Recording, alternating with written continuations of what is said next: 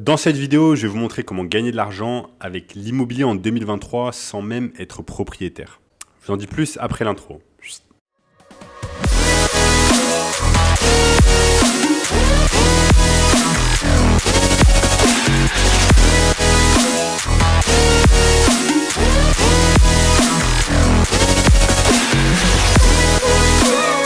Avant de commencer les amis, sachez qu'il me reste quelques places pour le workshop de cette semaine, un workshop totalement gratuit qui va vous montrer le moyen le plus simple et rapide de pouvoir gagner de l'argent en ligne en 2023. Donc cliquez immédiatement sur le bouton juste en dessous, premier lien dans la description. Sachez également que je réalise un concours sur chacune de mes vidéos où je vous fais gagner un coaching de 30 minutes directement avec moi.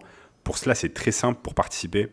Il vous suffit simplement de liker la vidéo, de vous abonner à la chaîne et de commenter juste en dessous coaching en ligne.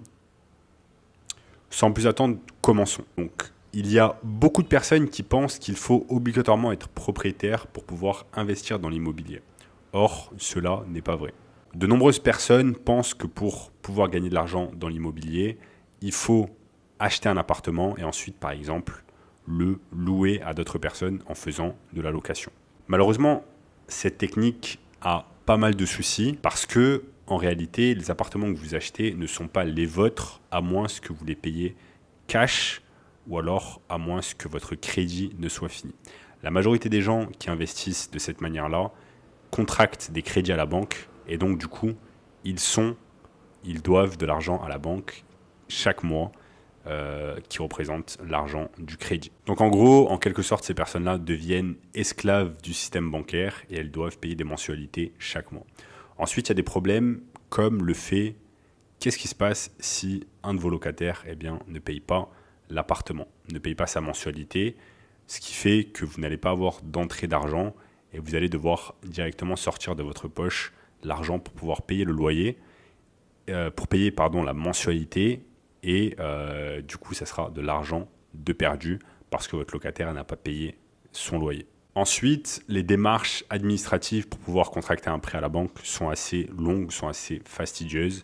Et donc, ça va mettre du temps avant que vous ne puissiez acheter un appartement et ensuite pouvoir le louer à d'autres personnes. Vous avez également un prêt sur 15, 20, 25 ans. Donc, c'est un prêt qui vous engage sur une durée assez longue et vous n'avez aucune idée de ce qui va se passer dans votre vie dans 20, 25 ou 30 ans.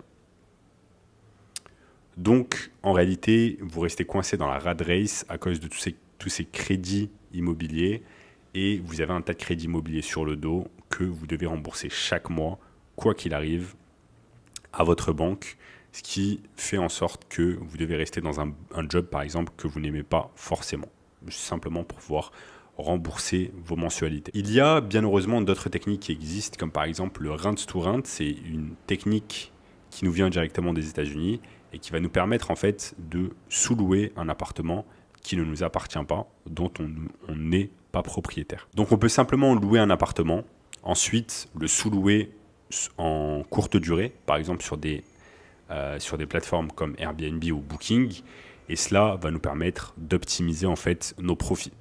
On va louer par exemple l'appartement à un prix de 600, 700 euros par mois. Et ensuite, on va faire de la location courte durée sur des plateformes comme Airbnb ou Booking.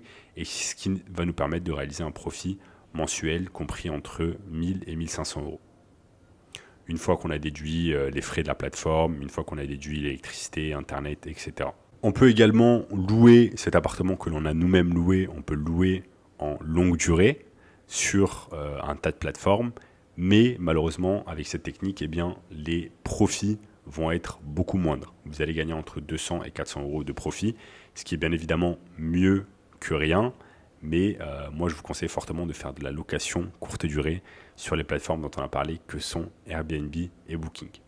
Avec la location de courte durée, vous allez pouvoir réaliser plus de profits parce que la nuitée, en fait, va coûter plus cher à la personne qui va prendre l'appartement, qui va louer l'appartement. Et vous avez un tas d'avantages. Vous avez un tas d'avantages dans le sens où vous n'avez pas besoin d'acheter un appartement, vous n'avez pas besoin de contracter un prêt, vous n'avez pas besoin d'être esclave de votre banque, vous n'avez pas besoin de faire toutes ces choses-là, vous n'avez pas besoin de faire des démarches administratives. La seule chose dont vous avez besoin de faire, c'est de trouver un appartement que vous allez louer dans un premier temps. Et ce qui est bien, c'est que dans ce cas de figure, si les choses tournent mal, si les choses ne tournent pas à votre avantage, eh bien vous avez toujours la possibilité de rendre l'appartement au propriétaire ou alors à l'agence à laquelle vous louez l'appartement et vous prenez dans ce cas-là aucun risque. Maintenant, comment cette technique marche? Eh bien, je vais vous montrer directement sur mon écran comment cette technique fonctionne et vous allez voir que c'est vraiment un jeu d'enfant. Vous allez dans un premier temps dans une plateforme qui s'appelle sologer.com. C'est une des dizaines et des dizaines de plateformes qu'il peut exister en France pour louer des appartements. Vous allez simplement taper le nom de la ville dans laquelle vous vous situez, mais cette technique fonctionne encore mieux si par exemple on est déjà dans une ville assez touristique. Donc prenons la ville la plus touristique de France qui est Paris, et imaginons qu'on cherche un appartement à Paris. Donc on peut chercher un appartement à Paris, donc par exemple dans un arrondissement UP qui peut être par exemple Paris 16e, et je vais chercher un appartement, je vais chercher à louer bien évidemment, et je vais chercher un appartement où mon budget max par exemple serait de 600 euros. Bien évidemment à Paris, eh bien à ce prix-là, sur des prix de loyer assez réduits, eh bien vous allez trouver que des petites surfaces. Imaginons cette petite surface qui est à 353 euros charges comprises. On peut cliquer là-dessus. Donc si je clique là-dessus, je me retrouve sur un petit studio meublé. Donc c'est une bonne chose, il est déjà meublé.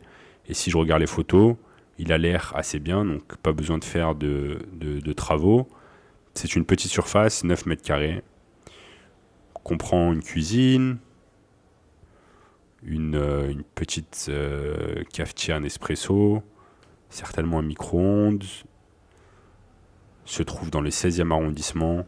Donc c'est pas mal, ça serait clairement un genre de petit appartement que l'on va mettre en location courte durée sur des plateformes comme Airbnb ou Booking. Ce qui est bien là par exemple, c'est que charge comprise, il va nous coûter 353 euros, comme vous pouvez le voir ici à l'écran. Donc on n'aura pas énormément de charges à mettre. Bien évidemment, il faudra mettre Internet. Donc, il faudra mettre Internet, peut-être payer l'électricité.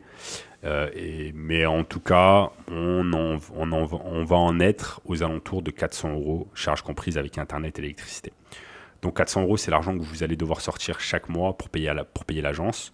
Ensuite, si cet appartement, on le met sur Airbnb ou Booking, donc là, par exemple, je suis sur Airbnb, et cet appartement, on le met sur Airbnb. Donc, on va le mettre en Airbnb en location courte durée. Étant donné qu'il est dans un quartier assez huppé, le 16e arrondissement de Paris, on peut mettre à la nuitée peut-être 50, 60 euros. 60 x 30, on est déjà à 1800 euros. On est à 1800 euros, dont vous allez devoir déduire les 400 euros, plus peut-être également une femme de ménage que vous allez payer.